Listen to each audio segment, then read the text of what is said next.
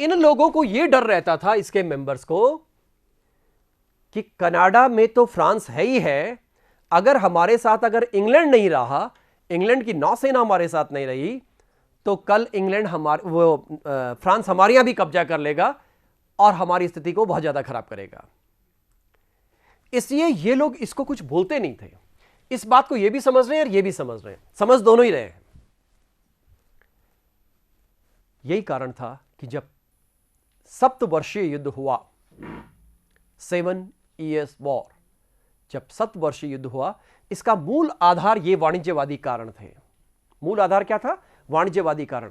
दोनों के पास व्यापारिक कंपनियां थी, दोनों व्यापार करने वाले देश थे, फ्रांस भी और इंग्लैंड भी। इसलिए दोनों के व्यापारिक हित पूरब और पश्चिम दोनों जगह टकराते थे। इंग्लैंड के हित और फ्रांस के हित अमेरिका की तरफ भी टकरा रहे हैं, कनाडा और अमेरिका के बीच में, और इधर इंडिया में भी टकरा रहे हैं। इंडिया न बोल करके मैं इंडियन सब कॉन्टिनेंट बोलूं या पूरब में बोलूं, क्योंकि यहां हम ब्रॉडली पढ़ रहे हैं। इसलिए अगर कहीं उनके बीच में कहीं भी युद्ध होता है यूरोप में, तो अमेरिका में भी युद्ध हो जाएगा शुरू और इंडिया में भी युद्ध शुरू हो जाएगा। तो इनके यहां 7 Years वॉर बोल देते हैं और हम उसको जब अपने यहां बोलते हैं तो हम उसको कर्नाटिक वॉर्स बोलते हैं। अब सवाल यह होता है कि इतना बड़ा युद्ध अगर होगा, 7 साल तक युद्ध अगर चलेगा, खर्चा कौन देगा? युद्ध का खर्चा कौन देगा? ये जो इंग्लैंड वाले हैं, ये मन में सोचते हैं, बोलते नहीं है कि हम तो आपके लिए लड़ रहे हैं, आपकी सुरक्षा के लिए, इसलिए जो खर्चा हुआ है वो टैक्स आप दोगे। हम तो आपको बचा रहे हैं, फ्रांस से बचा रहे थे आपको। इसलिए इन्होंने, इंग्लैंड ने, ये देखिए ये वाला वॉर है जिसको हम 7 Years वॉर बोल रहे हैं, 56 से लेकर के और 63 पेरिस की संधि तक, ठीक है। वो दूसरी पेरिस की संधि होगी, तो पेरिस की कई संधियां हुई हैं, हमको काल देखना पड़ेगा कौन सी संधि आ रही है। तो ये जो संधियां हैं और ये जो युद्ध हैं, इतने युद्ध हुए कि इन्होंने टैक्सेस लगाने निरंतर शुरू कर दिए। इसका खर्चा, इंग्लैंड का जो खर्चा है, व्यय जो हो रहा है, उसको अमेरिका की ये जो 13 कॉलोनीज हैं, ये इस खर्चे का वहन करेंगी। इसलिए 7 Years वॉर एक अपना आप में बहुत महत्वपूर्ण है। और अब जब खुली अब बात आ गई तो दोनों पक्षों के बीच में वाद विवाद शुरू हो गया। 63 में शुरू हुआ, यानी कि ये युद्ध खत्म, संधि हो गई, और 64 से विवाद शुरू हो गया, क्योंकि अब अमेरिकन्स को फ्रेंच का डर नहीं रहा। अब तो दोनों जगह इंग्लैंड था। लेकिन एक बात और थी समाज में इनके, कि इनका मानना यह था कि ये लोग भी इंग्लैंड के थे और जो आ रहे हैं वो भी इंग्लैंड के लोग हैं, इंग्लिश हैं। अपनी मातृभूमि से लगाव, यहां पर दो तरह के लोग होते हैं, ये एक ह्यूमन सेंटिमेंट्स हैं। आप चाहे अपने घर से नाराज होकर जाएं, चाहे खुश होकर जाएं, चाहे सजा के रूप में जाएं, चाहे प्रेम से जाएं, लंबे समय के बाद फिर आपको अपने घर की याद आती है। वो घर चाहे आपका व्यक्तिगत घर हो, चाहे कोई देश हो, चाहे कोई भूमि हो, चाहे कोई प्रांत हो, चाहे संस्कृति हो। इंग्लैंड के लोग थे ये, तो इनको इंग्लैंड की याद आती थी। लेकिन उसमें दो तरह के लोग थे। एक तो वो लोग भी थे थोड़े से, मतलब जिनका एटीट्यूड डिफरेंट होता था। अच्छा, तुमने हमको निकाला था, क्योंकि इनको सजाएं देकर निकाला गया। इनको अलग अलग केसेस बना करके, जो ब्लडी मैरी है, खूनी मैरी से लेकर के बाद के लगातार 17वीं शताब्दी तक निकाला जाता रहा। एक तरह से तड़ी पार हो गया। तो ये लोग ये सोचा करते थे कि हमारे साथ इन्होंने ऐसे ट्रीटमेंट किया है।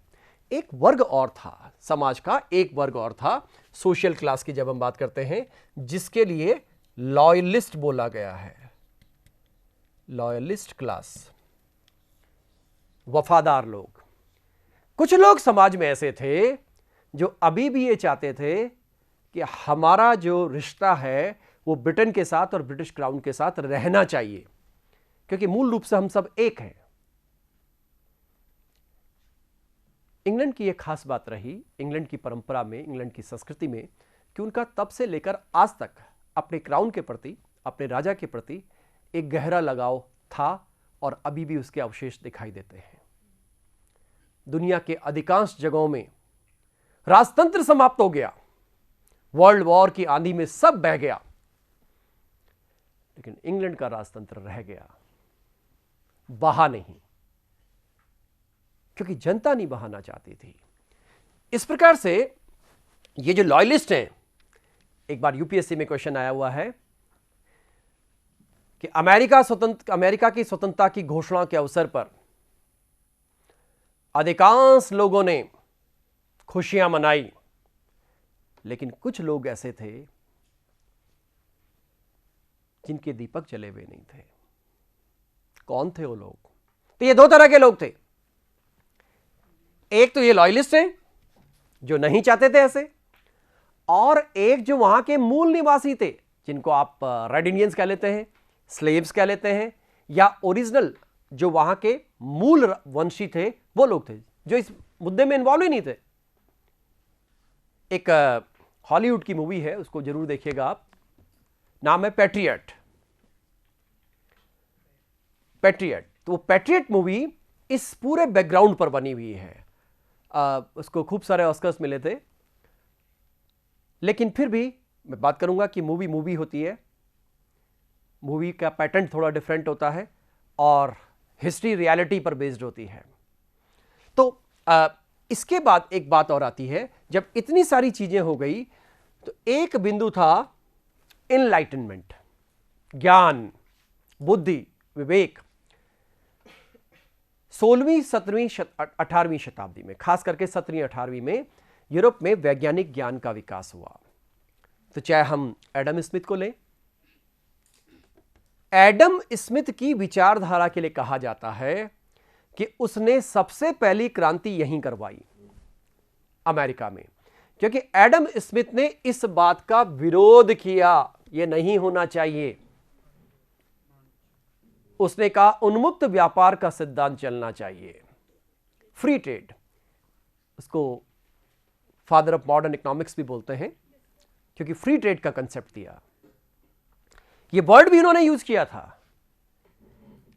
18वीं शताब्दी के उत्तरार्ध में अमेरिका की जो स्वतंत्रता संग्राम है, वो इस विचारधारा पर सबसे बड़ा धक्का है। यह विचारधारा इसके साथ ही समाप्त हो गई और इसके बाद शुरुआत करनी पड़ी, क्योंकि इस विचारधारा में एडम स्मिथ जैसे लोग थे, इस विचारधारा में फिजियोक्रेट्स जैसे लोग थे। फिजियोक्रेट्स एक क्वेश्चन को पूछा जाता है कि फिजियोक्रेट्स कौन थे? फिजियोक्रेट्स फ्रांस के अर्थशास्त्रियों का एक समूह था, एक ग्रुप था, एक लॉबिंग थी, और ये free trade, free exchange, free में जो विचारों का आदान प्रदान है, इस पर बल देते थे। तो जो लोग अमेरिका के जो लोग थे, चाहे वो जेम्स ऑटिस है, चाहे बेंजामिन फ्रैंकलिन है, चाहे वॉशिंगटन है, जितने लोग हैं यहां पर जो ये बुद्धिजीवी डेवलप होते हैं, इनकी पूरी एक सीरीज है, इनके नाम बीच बीच में आते रहेंगे। ये लोग डेवलप हुए और इंग्लैंड के इस प्रबुद्धवादी आंदोलन से प्रेरित होते रहे। इस प्रेरित होने के साथ साथ यहां पर प्रेस शुरू हुआ, अखबार। जैसे ही अखबार शुरू हुए, न्यूज़पेपर शुरू हुए, पॉम्पलेट्स लिखे गए। एक फेमस प्रपत्र आता है, पेंसिल्वेनिया के किसान के पत्र। ये बेसिकली अखबारों में एक लेख छपा था जिसमें अमेरिका की समस्याओं के बारे में लिखा हुआ था। भारत में भी ऐसे ही बाद में हुआ, 100 साल के बाद। नौरोजी ने बड़ी जोर से आवाज लगाई, इंग्लैंड हमारा शोषण कर रहा है। इस बात के ठीक 100 साल के बाद इस तरह से हम देखते हैं कि ये जो एनलाइटनमेंट के आइडियाज हैं, इसने ग्रेट अवेकनिंग शुरू की, एक तरह का प्रचार प्रसार, एक तरह की जागरूकता शुरू की। जैसे ही इंग्लैंड की ओर से टैक्स लगने शुरू हुए, एक बड़ा इंपॉर्टेंट नारा आता है, नो टैक्सेशन विदाउट रिप्रेजेंटेशन। प्रतिनिधित्व तो नहीं तो कर नहीं। उनका कहना यह था कि जो हाउस ऑफ कॉमन्स है, इंग्लैंड की जो संसद है, वो हम पर कर किस आधार पर लगा रही है? क्या हमारा कोई प्रतिनिधि वहां पर है? याद कीजिए भारत में साइमन कमीशन। साइमन कमीशन जब भारत आया तो भारतीयों की कंप्लेन यह थी कि जो हमारा डिसीजन ले रहा है उसमें कोई भारतीय नहीं है। जबकि इस काल में जब मैं भारतीयों की बात कर रहा हूं, वहां पर 2 सांसद मौजूद थे हाउस ऑफ लॉर्ड्स में, उनका जिक्र ही नहीं आया। इसलिए साइमन गो बैक। इसी तरह से यहां पर भी बात आती है, आपको हम पे कर लगाने का अधिकार नहीं है, क्योंकि आपके यहां हमारा कोई प्रतिनिधित्व नहीं है, इसलिए आप हम पे टैक्स नहीं लगा सकते। शुरुआत में इस बात को सैद्धांतिक रूप से लिया गया, प्रिंसिपली, लेकिन धीरे धीरे धीरे धीरे ये अमेरिकन जो है रिजिड होते चले गए, क्योंकि प्रारंभ में जो इन्होंने प्रयास किए वो बड़े इंग्लैंड के अंदाज के ही हुआ करते थे। बातचीत करना, अपनी बात को रखना, लेटर भेजना, जैसे 100 साल बाद भारत में उदारवादी कांग्रेसी कर रहे थे, सेम उस पैटर्न में। नहीं मानी गई, बोस्टन हत्याकांड हो गया, फिर बोस्टन टी पार्टी की बात आई, इसकी अभी डिटेल में मैं चर्चा करता हूं। अब एक बात और आती है कि जो नियम है, अधिनियम है, कानून है, ये सारे अगेंस्ट थे किसके? अमेरिकी वासियों के।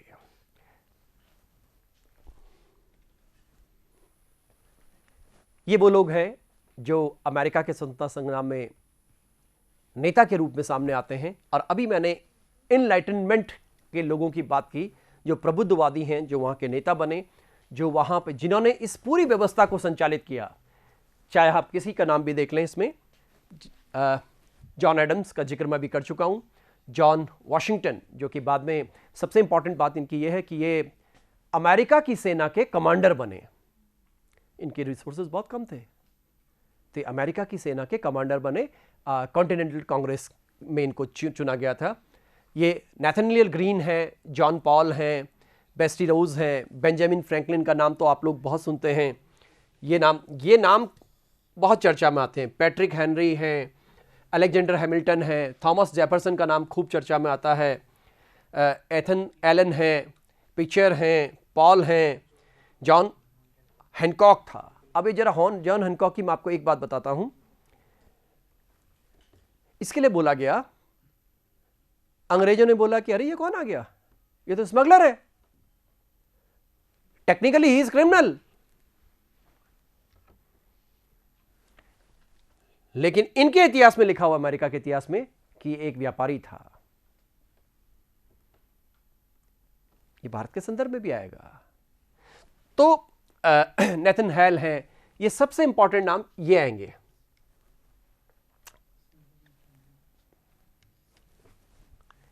ये नाम आगे बहुत चर्चा में आने वाले हैं और इन पर क्वेश्चंस होते हैं, इन पर क्वेश्चंस बनते हैं। तो ये इनके लीडर्स हैं। आजकल अमेरिका में पढ़ने का जो तरीका है, एक ये भी डेवलप किया गया है। हमारे यहाँ तो अमेरिका का इतिहास कुछ ही विश्वविद्यालयों में पढ़ाया जाता है, लेकिन अमेरिका ने जो डिफरेंट सिस्टम डेवलप किया है, उसमें एक खास बात यह है कि ये तो मैंने बड़े नाम ले लिए, तो क्या यही अमेरिका का इतिहास है? आम आदमी की बात कौन करेगा? अभी मैं आम आदमी का जोश खरोश दिखाता हूं आपको। ये आम आदमी है। इस आम आदमी के बगैर खास आदमी कुछ भी नहीं है। ये छोटा सा बच्चा है, देखिए, नॉट मोर देन 10 ईयर्स। वो बुजुर्ग है, वो अधेड़ उम्र का व्यक्ति है। इन लोगों की बॉडी लैंग्वेज आपको इस स्वतंत्रता संग्राम की, इस क्रांति की उत्तेजना को व्यक्त करती है। और आजकल इस पद्धति से, कॉमन मैन की पद्धति से, आम आदमी की पद्धति से इतिहास को लिखा जाना प्रारंभ कर दिया गया है। ये मैं कुछ किताबों की बात कर रहा हूं। आपके सामने किताब है people's history of the American revolution. ये जिन नाम का एक राइटर है, उसकी पूरी सीरीज है इस पर। जैसे हम अपने यहाँ बोलते थे ना कि भाई बिपिन चंद्रा की किताबें हैं, रोमिला थापर की किताबें हैं, या किसी और इतिहासकार की बात करते हैं, वैसे ही अमेरिकन हिस्ट्री में इस तरह का नाम आता है। तो ये देखिए, इसमें सारा आम जनता का रोल दिखाया जाएगा। आम जनता ने क्या किया, ये इस व्यक्ति को पहचानिए। ये व्यक्ति जॉर्ज वॉशिंगटन है। संसाधनों की कमी, बहुत असफल रहे, लेकिन 2 बार अमेरिका के राष्ट्रपति भी रहे। अमेरिका को अमेरिका इन्होंने बनाया क्योंकि ही वॉज जनरल। ये वही व्यक्ति है जिसने कॉर्नवालिस को हराया लास्ट में। आप सोचिए इन्होंने संसाधन कैसे खड़े किए होंगे। इन पर 2-4 सवाल बनते हैं कि वर्जीनिया के रहने वाले थे, कहां के थे। एक क्वेश्चन ये बनता है। एक क्वेश्चन ये कि जो कॉन्टिनेंटल आर्मी है, कॉन्टिनेंटल आर्मी का मतलब यहां पर यह है, इस शब्द को इस रूप में भी बोला गया है, कॉन्टिनेंटल आर्मी मतलब रिवॉल्यूशनरी आर्मी।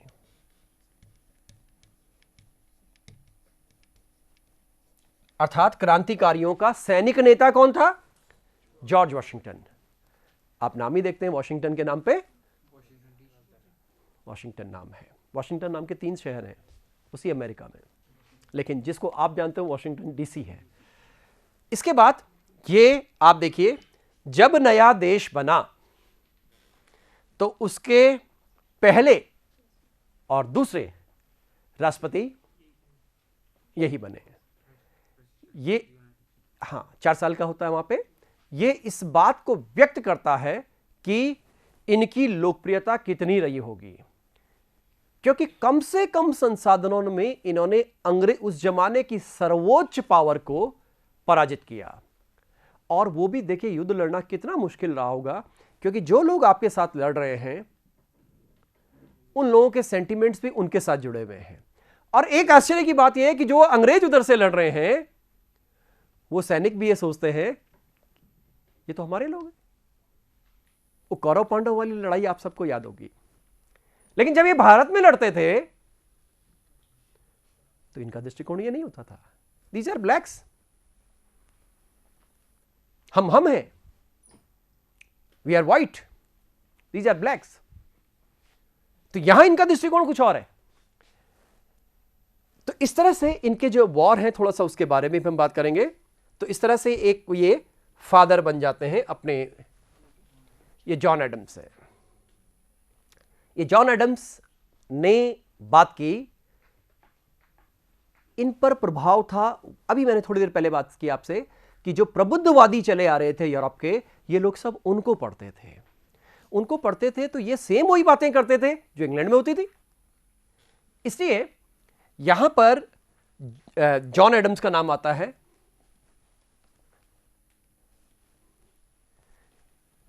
ये वही व्यक्ति है, सैमुअल एडम्स, जिसने बोस्टन टी पार्टी का नेतृत्व किया। Mankind are governed more by their feelings than by reason. इसमें तर्क नहीं, संवेदना चाहिए। और जहां भी हम संवेदना की बात करते हैं वहां राष्ट्र की बात आती है। तो अब अमेरिका एक राष्ट्र होगा। ये सैमुअल एडम्स, और Samuel Adams Boston tea party का नेतृत्व करते हैं, जिसके अंतर्गत 340 पेटियां समुद्र में डाल दी गई थी, जिसको मैं भी चर्चा करूंगा इस पर। ये आपके सामने अगेन जॉर्ज वॉशिंगटन है। ये बात का फोटोग्राफ है। ये जेम्स ओटिस हैं। अभी मैंने आपसे बात की थी, ये खूब आरएस मेंस में पूछा गया था ये, कि who said taxation without representation is trinary. ये अत्याचार है एक तरह का। प्रतिनिधित्व नहीं तो कर नहीं।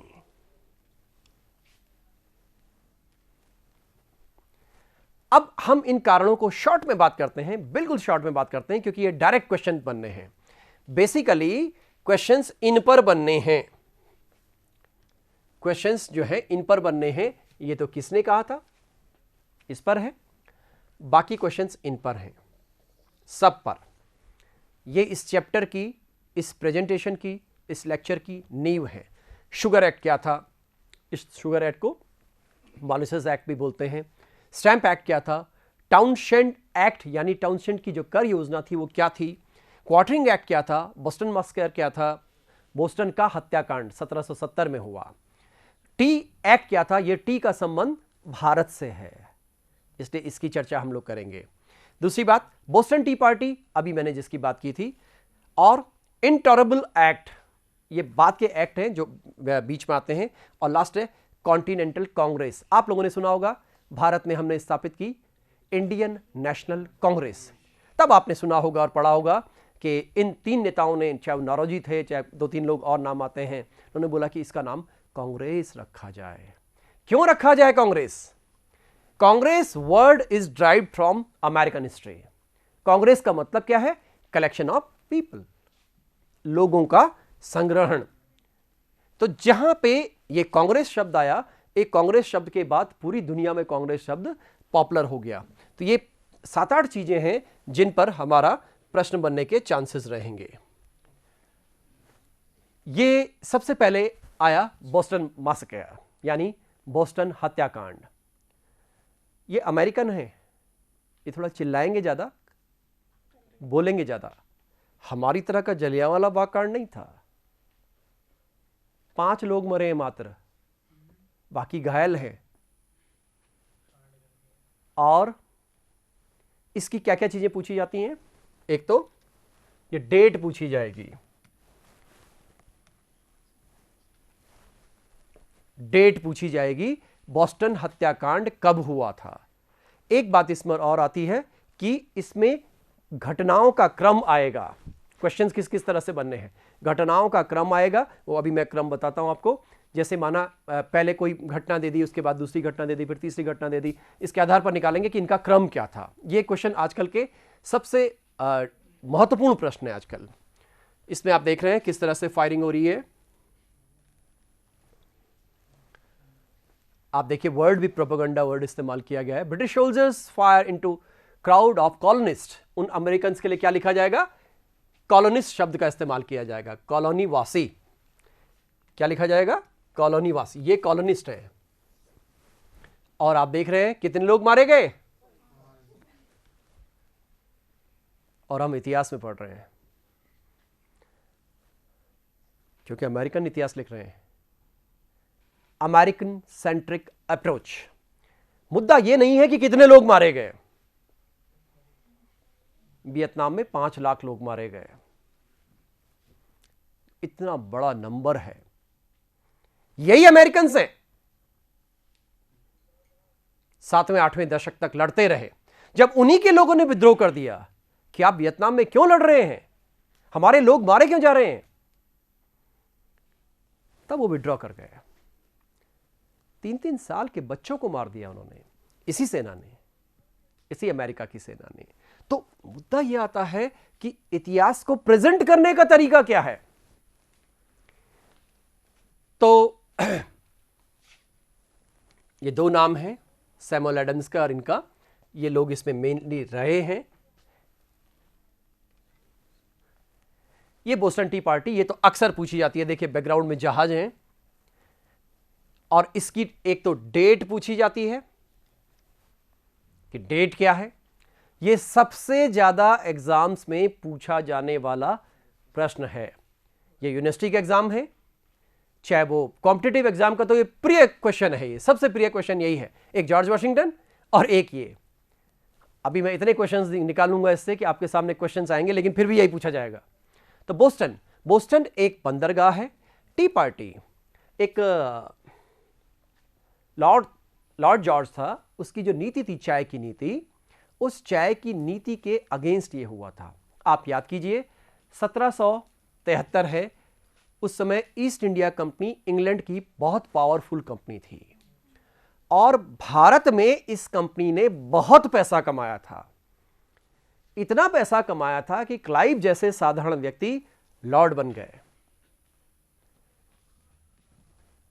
1765 से लेकर के 1769 तक कंपनी का रेवेन्यू इतना बड़ा भारत में, बंगाल में, कि उन्होंने अपनी सरकारों को कर्जे भी दिए, खुद की सरकारों को। इस बात से उनकी समृद्धि और ताकत का अंदाजा हम लोग लगा सकते हैं। तो चाय का एकाधिकार इनको दिया गया, इस कंपनी को। यह जहाज उसी कंपनी का है, ईस्ट इंडिया कंपनी। आपको सुनकर हैरानी होगी, ये वो ईस्ट इंडिया कंपनी आजकल एक भारतीय ने खरीद ली है। ये एक बहुत अच्छी बात भी है।